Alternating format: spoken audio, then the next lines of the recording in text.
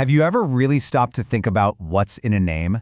Today, we're diving into the incredible story of how one town in India is completely reshaping its identity just by changing its name. And believe me, it's a story that ties together centuries of history with a bold vision for the future.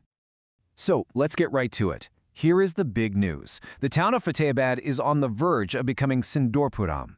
Now, this isn't just some small tweak. We're talking about replacing a name that's been on the map for more than 350 years.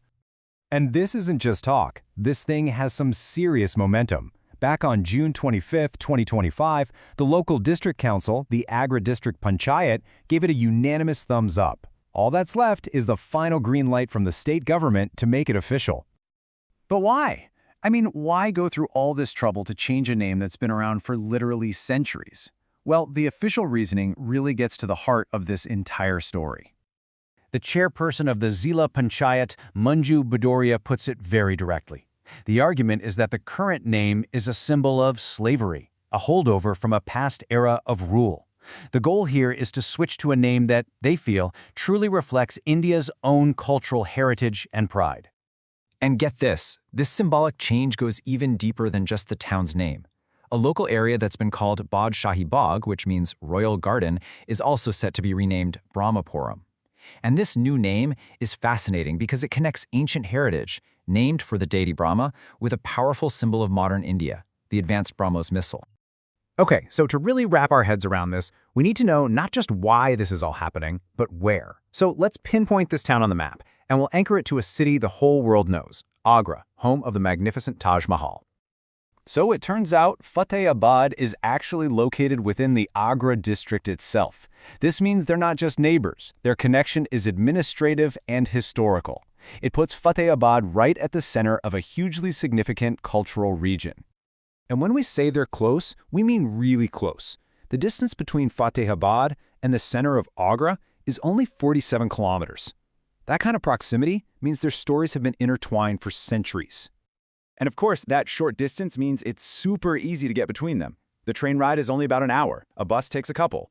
For so many residents, this is just their daily commute, a constant flow of people and business that ties these two communities together. All right, now that we know where we are, let's turn back the clock. Because the name Fatehabad, well, it wasn't just picked at random. It was forged in a brutal conflict, a name born from a decisive conquest. The name literally means City of Victory. And that, of course, immediately makes you ask, a victory for whom?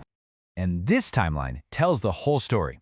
Before 1658, the town was actually called Samagar, but in May of that year, it became the bloody battleground for the Mughal throne between two brothers.